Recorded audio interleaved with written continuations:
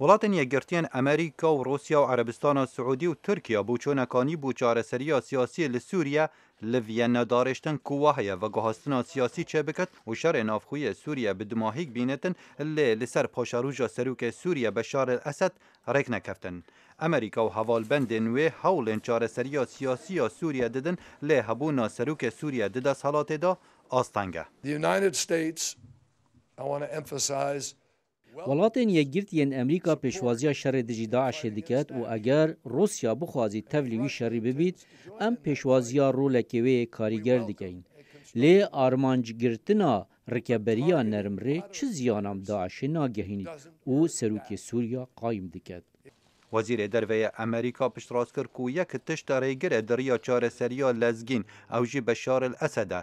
Pirs ewa em dikarîn bigehîne veguhastineka siyasî li Sûriya bi awayekî durist ji layê gelê Sûriya ve bêteqebûl kirin. Hevalbendên Amerîkayên Ewropa Rojava û ji wan Almanya hevrana komana Beşar el-Esed astange.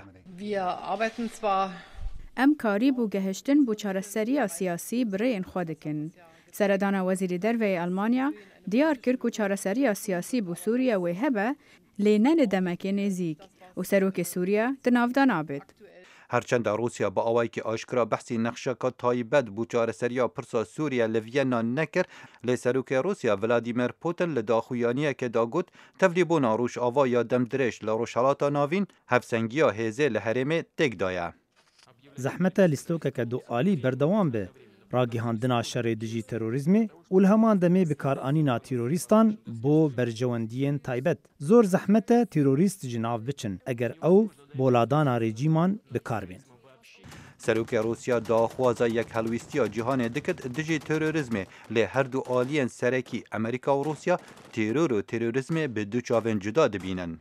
Piştî pêkînana navenda zanyariyan û agahiyan bi pişikdariya Iraq û Sûriya û Îran û Rûsya li Bexda, Rûsya dibêjitin Urdun qayîl bûye li ser durustkirina navendeka hevkariyê bû pêkînana operasyonên leşkerî dijî wekû Rûsya dibêjit komelên terorîst. Lê hindek komelên terorîstiyên Rûsya dikete armanc piştevaniya Amerîka li wan tête kirin bi rikeberiya Sûriya ya nermerê diêne nasîn.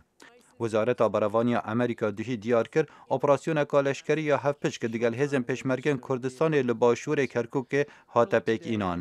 At the request of the Kurdistan Regional Government, US Special Operations Forces Li ser daxwaza hikûmeta Herêma Kurdistanê, hêzên taybet yên Amerîka piştevaniya hêzên pêşmergehan kirin bû rizgarkirina girtiyên di zîndanên Daişê da li Hewêce.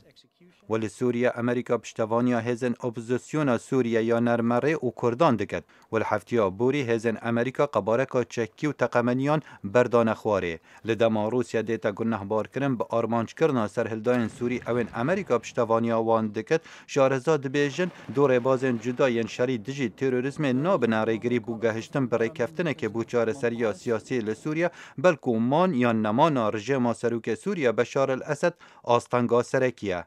خالد فتاح دنگ امریکا